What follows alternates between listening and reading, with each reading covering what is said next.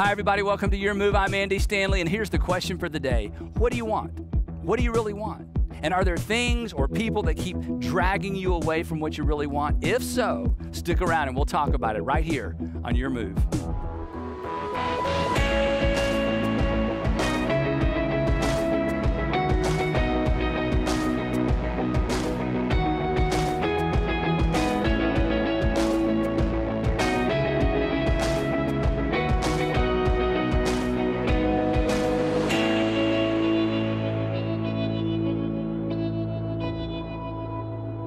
What do you really want? I'll tell you one thing that you really want. You want your way. I want my way. We want to do what we want to do, and we want what we want now. So on one hand, I say, what do you really want? And you come up with something good. Or what do you want? You come up with something pretty good. But running in the background of your mind that drives a lot of our want to decisions is we want our way. We want to do what we want to do, and we want to do what we want to do now. And as we said last week, the problem is this. If we always get our way, we lose our way. In fact, if we always get our way, we oftentimes get in the way of ourselves. We get in our own way. We also said that if we always do what we want to do, we end up where we don't want to be. And last week I gave you that stellar parenting illustration about how to respond to your kids when they say, do I have to, Dad? And that may have been like the worst parenting advice I ever gave, but it's what we did. Do I have to, Dad? No, you don't have to. Once you're about this big, you don't ever have to do anything. But if we just do everything we want to do, we eventually end up in a place we don't want to be. And then third, we said this. If we get whatever we want now, we may not get what we really want later. And all of us have experienced this. All of us have undermined our own future, undermined our own hopes and dreams because we got what we want and we got what we wanted now. And now we wish we could go back and not get what we wanted because what we got kept us from getting to where we ultimately want to be. And then we dove in and drove in a little bit deeper, and we said this, that lurking in the shadows, and this is where we're going, lurking in the shadows of what we want is what we value. That lurking in the shadows, and the reason I say it's lurking in the shadows is that there's very little in culture, there's very little in media, and there are very few relationships that will focus your attention on what is really important, what you value, and that's what a value is. A value is what's important. That lurking in the shadows around the periphery of what I want now, I want my way, this is what I want today, this is who I want today, this is the job I want, this is what I want to purchase, this is where I want to live, this is what I want my wife to act like, this is what I want my husband to act like, this is what I want my kids to act like, this is what I want my parents not to know about. All those wants lurking in the periphery are things that we actually value. For example, relationally. I mean, if I were to say, what do you want relationally? You could tell me, well, I want to get married. Okay, but what do you value? What's behind I want to get married? Well, I want a date. That's great. You should want a date. But what's behind that? What do you really want relationally? What do you really want financially? Well, I want to be rich. Well, good. I hope you're rich. But what do you really want financially? Lurking outside, in our peripheral vision, outside of our peripheral vision, lurking in the shadows are values that we rarely ever stop and think about. And it goes deeper than that. What kind of person do you want to be? We're going to talk about this next week. What about your character? What kind of person do you want to be? You know what you want. You know what your relationships are going to be like. You hope. You've got some goals financially. But who do you want to be? See, that's a value question. These are the kind of deeper issues, the value questions that should drive us past our surface wants. How to get what you really want. Here's where we landed last week. We said this, and this is so true. We will never get what we really want until we discover what we really value. And this is what we're going to begin doing. And we're really going to dive into this deep next week. And here's why. Because unless somebody fastens your attention on what you really value, you probably will not slow down enough to discover what it is. And no one can answer this question for you. There's no preacher, there's no teacher, there's no book. No one can answer the question for you, what do you really value? But you will never get what you really want until you discover for yourself what you actually value. Now, here's the interesting thing. If you're not a religious person, you're not a Christian, you're not a church person, regardless of what you think about God and regardless of what you think about Christianity, this is true for you. This is not a religious thing. This is just a thing. Now, as a Christian, I think God created us to operate this way. But whether you believe that or not, until you discover what you value, you will never get what you really, really want. Now, as Jesus followers, we take this one step further because we believe there is a God who has invited us to call him Father. And we believe he sent his son into the world. And the fabulous thing about Jesus is that Jesus consistently pointed to value instead of want. And Jesus consistently pointed his audience past what they initially want to what they would ultimately want. From the initial to the ultimate, to what's right in front of me, to what's beyond what's right in front of me. So what we believe as Christians is this, that we will never get what we want, that we will never get what we really want until we discover what is most valuable. And we believe that Jesus points the way. But even if you're not willing to stretch that far, you really need to figure out how to discover what is most valuable to you. Now, having said that, this should be easy, right? I mean, you know, we do a little exercise, we do a little reading, we do a little thinking, we write a few things down, we discover what's most valuable to us, and then we just go from there, right? So I'm going to give you some super practical things to do, but here's what I want to focus on today because this is so important. The problem is this. Valuable, and choosing what's valuable is not natural. It's unnatural. Choosing valuable is unnatural. The reason this is difficult isn't because you lack discipline. The reason this is difficult is not simply because you lack information. This isn't resolved with new information and better discipline. What this is about is something much, much deeper. There is an internal conflict that all of us have experienced. I mean, we're going to talk about it. All of us experience. There is an internal conflict between what comes natural and what we really value. And most people are never able to break through the natural to embrace the valuable. But when they do, everything in their life changes. And I want that for you. And I think ultimately you want that for you. But it is not an easy battle to win. In fact, I think the person that describes this battle the best is actually one of the New Testament authors. In fact, he wrote a little over half the New Testament. The Apostle Paul. The Apostle Paul was a Pharisee. He hated Christians. He was a good law-keeping Jewish man, hated Christians, tried to put the church out of business in the first century, and then he became a Jesus follower. He wrote a bunch of letters to churches he planted, but one of his letters he wrote to a group of Christians that he had never visited before, to a city that we don't know if he'd ever even been there before yet. He wrote to Christians living in Rome. Now, if you were a Christian living in Rome in the first century, that is not a safe place to be. And what's so fascinating is by the late 40s AD, 45, 46, 48, 50 AD, there were hundreds of Christians already in the city of Rome, which is fascinating. So there were a whole bunch of house churches, maybe a dozen to 15 house churches. The Apostle Paul writes a letter to these Christians living in Rome.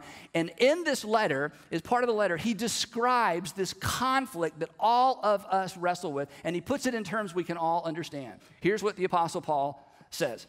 I do not understand what I do. That's it. You just need to put that up on your mirror. Engrave it in a plaque, put it in your foyer of your home. People walk in, I do not understand what I do. Romans 7:15, that's interesting. Yeah, this is my life verse. I do not understand what I do. Now, this is an amazing thing. In fact, if you don't like the Bible, you like this part of the Bible because you can relate to it. You know this part's true, right? Because every single one of us could stand up right now and tell a story. We don't have to go back days and days about something that we did. And then after we did it, we looked at ourselves in the mirror and said to ourselves, I'm not saying this to you, but you said to yourself, you idiot, you idiot. Why did you do that? Why did you eat that? Why did you sleep in? Why did you call her? Why did you say yes? Why did you agree? Why did you do that again? Why did you buy some more of those? I do not understand what I do. What is wrong with you? What is wrong with me? That's the point of today's message. There is a conflict between what you value and your human nature. It is a big deal. This is not just get more information and more discipline and I'll be fine. It is deeper than that. The Apostle Paul, okay, here's what he says. I do not understand what I do. We got you, Paul. For what I want to do, there's our word, how to get what you really want. For what I want to do, what I really want to do, I do not do. Well, Paul, well, just do what you want to do. Stop. I mean, this is easy. You know what you want to do, yeah? Well, do it. For I know what I want to do, but I do not do, and what I do not do. I wonder how many times he wrote this before he could even get it straight. For what I want to do, I do not do, but what I hate, I do. Now, again, this is so transparent. You know what he's saying? He's saying there's something that I really want. I mean, I know what I really want, but I settle for something less than that, and then I end up, this is a strong word, hating it. Now, let me just say something to just a few of you, okay? Look up here a second. Just be honest. Some of you right now, if you're honest, you hate yourself. And you hate yourself because of what yourself has done. And you were there the whole time. And you would like to blame your mama, right? And you'd like to blame your boss, and you'd like to blame the world, and we all want to blame. But right now, you kind of hate yourself. You need to pay attention. Paul says, you know what? I understand that. Because if I continue to do what I don't want to do, after a while I hate what I do. And hating what I do is just about a half inch away from hating who I see in the mirror. Maybe that's where you are right now. You understand this is a big deal. This is a wrestling match. This is an everyday thing. This is an everyday, maybe every hour struggle.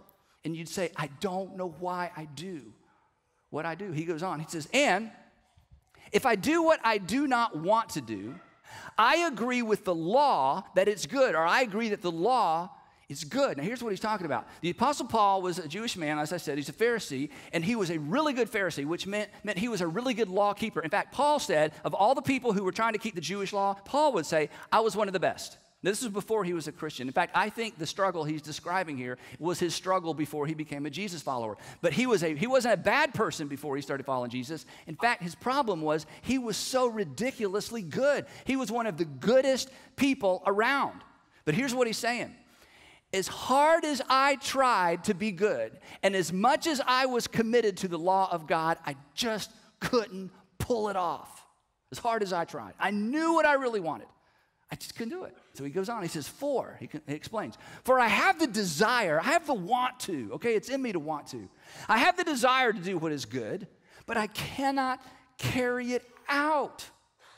He goes on, he's almost done. For I do not do the good I want to do, there's our word, but the evil I do not want to do, this I keep on doing. Now, this should make you feel better. This guy wrote half the New Testament, okay?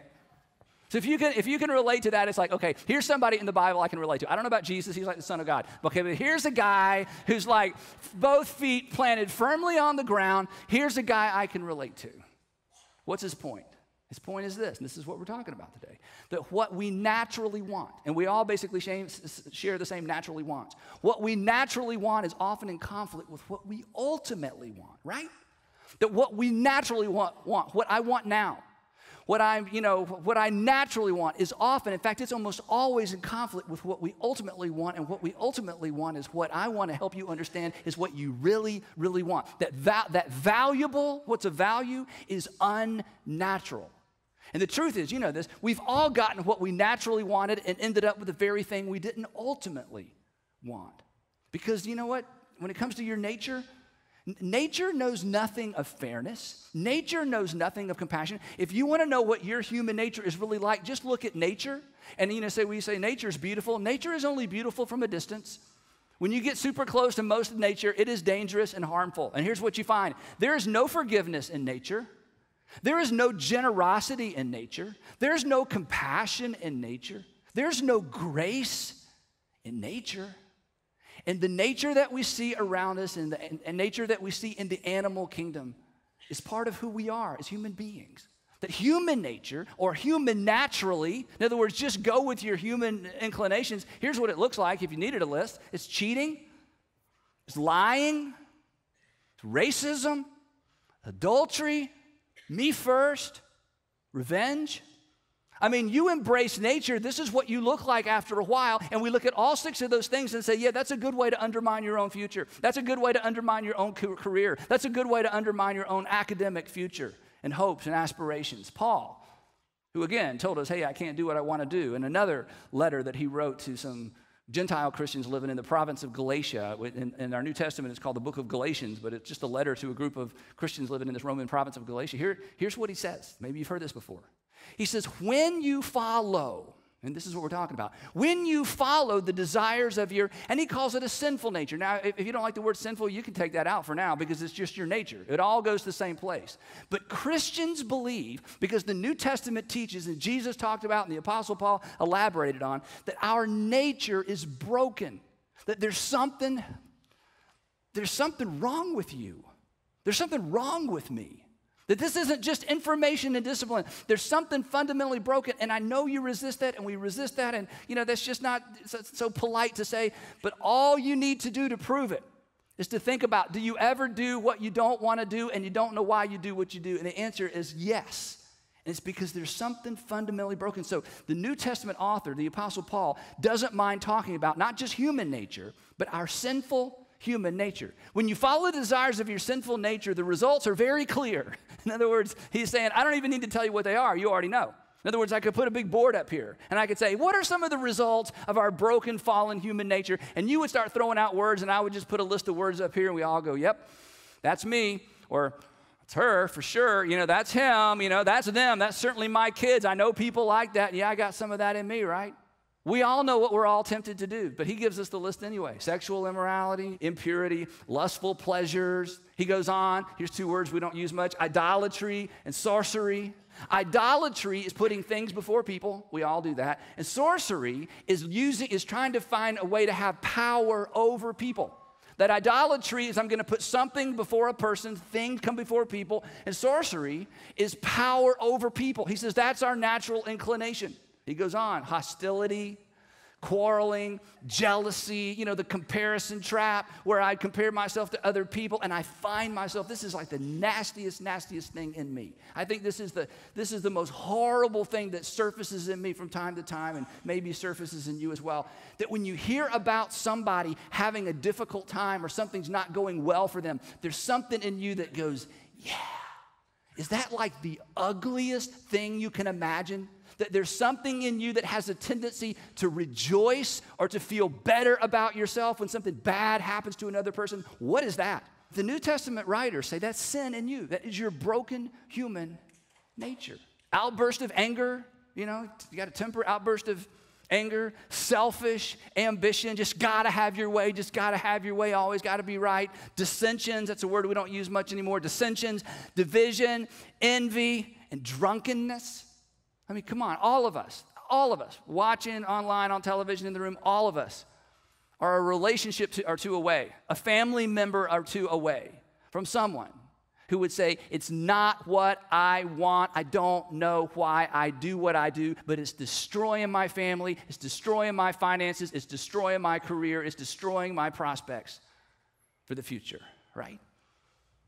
But you know what? Before we pile on, all of these things have the potential to do the same thing. And I know you're good people, but they all come naturally.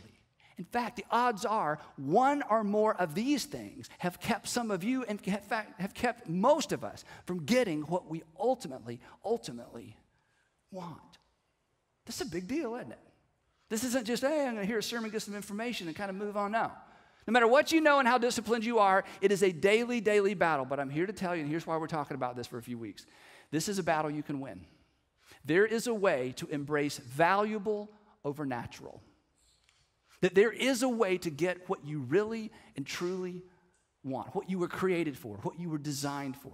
Now, last passage I want to look at, and we'll wrap this up. Last week, I told you about James. You know about James, brother of Jesus. How cool is that we have something written by the brother of Jesus? And we looked at some things he wrote last week. I want to wrap up the scripture part of this message by looking at one other thing that James said. And the reason I want to go back to James is because James gives us a word picture that really helps me. I mean, this puts it in perspective, and maybe this is gritty enough and earthy enough to where maybe this is terminology you can begin to use as you think about your own battle and your own struggle. Here's what James says. This is so powerful. But each person, that's all of us, is tempted when they are dragged away. This is so visual. This is a picture of somebody that's trying to do the right thing. They're trying to embrace what is really, really, really important, what they really want. And something comes along and drags them away. That's the battle. That's where we all live. That's the struggle. That's valuable versus natural. They're dragged away by their own evil desire and enticed. That is, they knew what they wanted, but they get dragged away. Then he came along and dragged me away. Then she came along and I let her drag me away. Then this opportunity came along and it dragged me away. Then I got too busy at work and it dragged me away. Then that old habit raised its ugly head and it dragged me away. And then he says, then after desire, the imagery is so powerful. Then after desire has conceived, it gives birth. Then after desire grows and conceives, it gives birth to sin. And sin, when it is full grown, gives birth to death. That is, sin ultimately kills stuff. Sin ultimately undermines the future. Sin ultimately undermines the way we see ourselves to where we come to the place where we say, you know what? I do not know why I do what I do. I do not know why I do what I do. I'm starting to hate myself. And then James ends where I want to end today. He looks out across his audience that he's writing, and he's imagining these people and the people he'll never meet and the children he'll never meet and the places this letter's going to go that he can't imagine. I mean, imagine this. 2,000 years ago, he's sitting somewhere with a candle or a lamp, or maybe he's sitting outside writing this. And here we are 2,000 years later, halfway around the world reading it. I mean, that's staggering. But he had a general audience in mind, and it's so applicable to us today. He ends this by saying, don't be deceived. I love this. Don't be deceived, my dear brothers and sisters. You know why he says this? Because he knows how easily deceived we are. He knows how easily distracted we are with what we want, and we forget what we ultimately want, what we really want. It's like he's reaching across 2,000 years of human nature, and he's grabbing each of us by the collar saying, don't be deceived. Don't be deceived. Don't be deceived. Don't be deceived. Don't be deceived. Don't be deceived. Come on, come on, come on. Don't be deceived. Don't trade ultimate for immediate, and don't trade ultimately want for naturally want. He's saying, students, don't be deceived. College students, don't be deceived. Fraternity, sorority members, don't be deceived. Newlyweds, don't be deceived. Singles, living in a city where nobody's going to help you with this. Living in a city where nobody's going to remind you of this. Living in a city where none of this gets reinforced. He says, look at me, look at me. Don't be deceived. Men, women who are traveling, don't be deceived. Men and women struggling in your marriage, starting to look around, something starting to drag you away. He's going, don't be deceived. Do not trade ultimate for immediate. Do not trade valuable for natural, because nothing is going to help you. This is between you and your Heavenly Father. This is up to you. Don't be deceived. So last weekend, after I did the first part of the series, a gentleman walked up to me after one of the presentations, and he said a couple of really nice things, and then he said this, and this was nice as well. This wasn't like, and then he lowered the boom. He said this was so kind, and it was something I don't think anyone's ever said this. He said, Andy, he said, you know, you keep coming up with all this new stuff all the time. He said, what drives you? That was his question. What drives you? And I'll tell you what drives me. This right here. Because nothing breaks my heart. And you may feel the same way, so I'm not elevating myself. This is just me. Nothing breaks my heart more than men and women and students and children and high school students and college students making decisions that undermine their own future, that simply do what they don't want to do, that keeps them from getting where they want to be. It breaks my heart, and here part of it's this, because there are enough things in life we have no control over. I mean, there's going to be enough bad stuff that you have no control over. There are going to be things that make it very difficult for you in your marriage that you have no control over, very difficult for you to graduate, you have no control over. I mean, there's plenty of things in life that we have no control over. So why in the world would we undermine our own future by opting for what comes natural over what we ultimately value? And when I see people do that, I just think, oh, that just breaks my heart. I mean, this really is what drives me.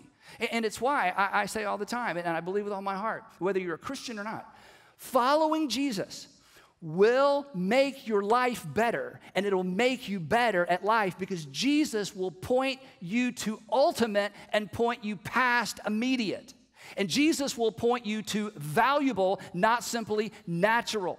And this is why following, even if you're not even sure you're with the whole Jesus is the Son of God thing, just take a baby step. Just begin to do what Jesus invited every single person in the first century to do. Just follow me, follow me, follow me. And the other thing that lights me up about this is I just want to get in front of everybody who's walked away from the church or has turned their backs on Christianity and say, look, you don't understand. Christianity is not some kind of buzzkill. Are you kidding me? Christianity is God the Father stepping into human history to point us to something beyond our broken intuition and our misguided inclination. It's the best thing. It's the best of the best things. And yeah, we believe in heaven. And yeah, we believe in eternity. But beyond all that, following Jesus, Following Jesus will make your life better. And to make sure I'm not misunderstood, I'm certainly not immune. I'm not like the master teacher who's got this all worked out. And so I just like to run around and tell everybody else how to live their lives. To use James' imagery, to use his words, every day of my life, just like every day of your life, every single day I have to resist being dragged away. But as many of you know, it is worth the battle. It is worth the price that's paid. It is worth it to fix our eyes on something that goes beyond what we want in the here and now. So, what do you really want? What do you really want? What is most important to you? And do you keep being dragged away from what you actually want by what you naturally want? So here's what I want you to do. Between now and next time we get together, I would love for you to take a few minutes and answer 3 questions. And here are the questions. And the first one you could have guessed. What do you really want? That's it. Now, I say, well, I want a Ford F-150, and I want the Raptor, and I want a garage big enough to park it in, okay? That's what I really want. That's fine. I hope you get one. I hope you get 3, okay? Give me a ride, it's awesome. But why is that what you want? Come on. What do you really want? Well, if I could just get married. Marriage is an awesome thing, but what do you really want? Come on, what do you really want? And then the second question is this. What keeps dragging you away? Because you kind of get it fixed in your mind, and you hear a message like this, or you read a book, or somebody sits down and tells their story, and you kind of clear your head, and you get it's like, you know what, you're right. I need to readjust. I need to make some changes. Come on. What keeps dragging you away? And let me say something about this question, okay? This is just between you and you, or you and God. So this is the time to be honest. This is the question that you won't answer honestly to your parents, perhaps. This is a question you won't answer honestly to your husband or your wife, because your wife keeps saying, honey, I really think you need to get rid of this because it's hurting you, and you've got 25 reasons why it's not hurting you. Or you're saying to her, you know what, I really think we need to sell this, or I really think you need to watch this, and you got 25 reasons why it's not a problem. So this isn't between you and anybody but you. But come on, here's the time to be honest. What keeps reaching up and dragging you away? And then the third question is a very strange question. Okay, I'll own that. How long? Or how much longer? How long do I plan to let what I naturally want drag me away from what I ultimately want? How much longer? Another season of your life? Another 5 years? Another 3 years? Another 10 years? Another marriage? How long? Come on. How long do you plan to let what you naturally want drag you away from what you ultimately want? I want you to sit down and answer those questions. And then come back next week. Tune back in next week. Find us next week online, and we will pick it up from right there. Hey, as always, thank you so much for staying up late or getting up early. If you would like to see today's message again, if you'll go to the website at the bottom of your screen, you can download our free Your Move app, where you can see all of our Your Move content for free forever, and the app is the easiest place to find your next step. As always, thank you so much for joining us. We will see you right back here next time on Your Move. Also, our website is a great place to watch, download, and share the message you saw today from the series, How to Get What You Really Want. Be sure to tune in next week to watch Your Move with Andy Stanley.